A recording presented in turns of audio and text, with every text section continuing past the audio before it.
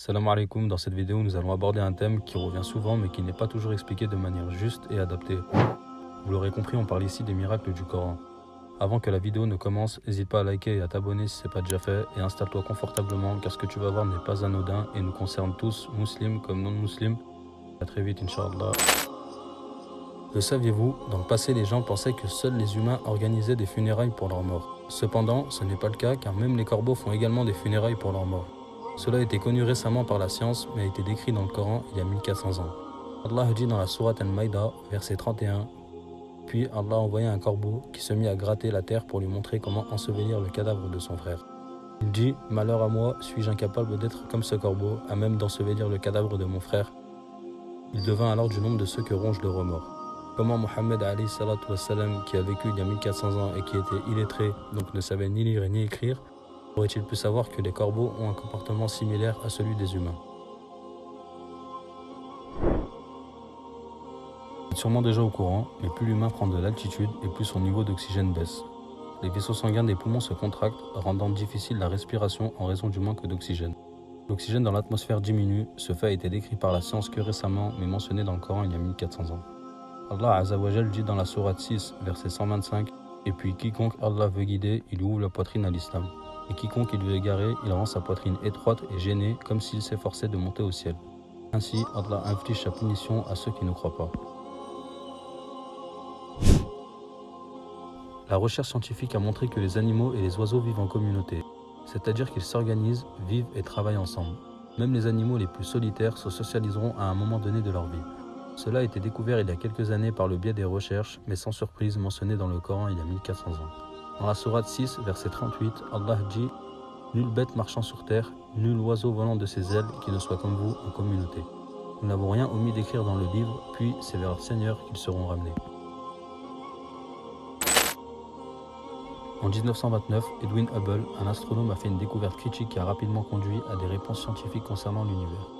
Il a découvert que l'univers était en expansion après avoir observé que les étoiles et galaxies s'éloignaient les unes des autres. Cette chose était déjà mentionnée dans le Coran 14 siècles auparavant.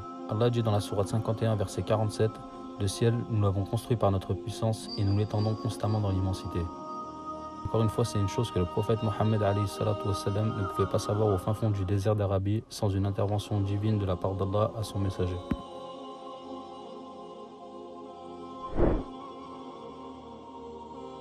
Les montagnes ont des racines flottantes qui s'étendent vers le bas sous une chaîne de montagnes. Les racines sont en général environ 5 à 6 fois plus profondes que la hauteur de la montagne. Ce fait est connu à cause de la nouvelle technologie, mais décrit dans le Coran il y a 1400 ans. Allah dit dans le Coran, sourate 78, versets 6 et 7, « N'avons-nous pas fait de la terre une couche et placé des montagnes comme des piquets ?» Il y a un autre fait surprenant du Coran au sujet des montagnes. La science dit que les montagnes exercent moins d'attraction gravitationnelle qu'elles ne devraient, car elles ont des racines. Leur matière moins dense s'étend jusqu'à la planète, à l'intérieur plus dense de laquelle ils flottent, comme des icebergs dans l'eau. Les masses continentales se dressent bien au-dessus du fond de l'océan parce qu'elles flottent dans un substrat de roche plus dense.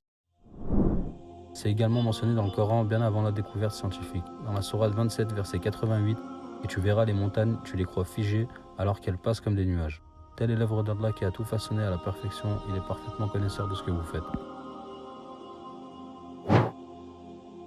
Toutes les fourmis mâles ont des ailes, toutes les fourmis ouvrières sont des femelles. Les fourmis qui n'ont pas d'ailes sont définitivement des femelles. Cette affaire n'était connue scientifiquement que depuis la nouvelle technologie, mais encore une fois, mentionnée dans le Coran.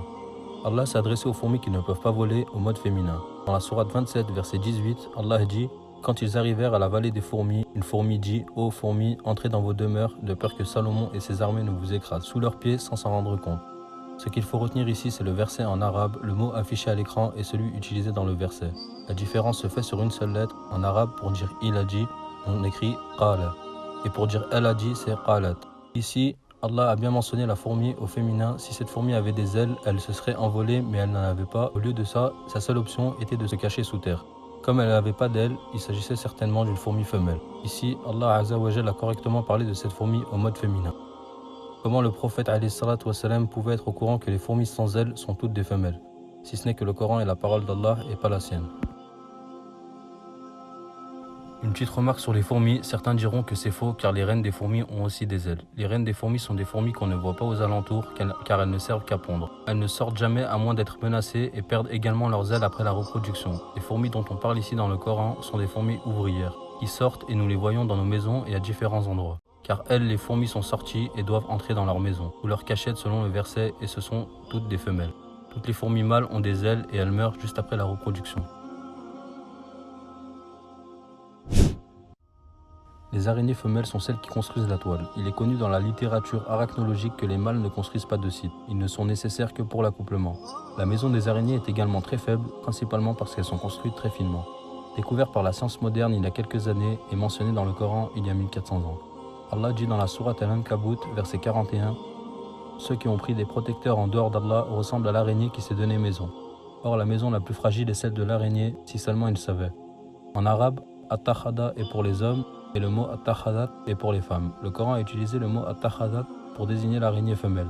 De plus, la construction de la maison de l'araignée est la plus faible. Même si le matériau est solide, chaque fois que l'araignée attrape sa proie, la toile est endommagée. Elle peut aussi l'être juste avec le vent. Ainsi, le Coran mentionne l'araignée au féminin qui construit la toile et aussi la faiblesse de celle-ci. Après tout ça, les questions qu'on peut se poser, c'est comment renier que le prophète Mohammed est le messager d'Allah et que le Coran est la parole authentique d'Allah. Merci d'avoir visionné cette vidéo à but instructif et qui représente un rappel pour nous tous. Je vous dis à très vite, prenez soin de vous. Wassalamu alaikum wa rahmatullahi wa barakatuh.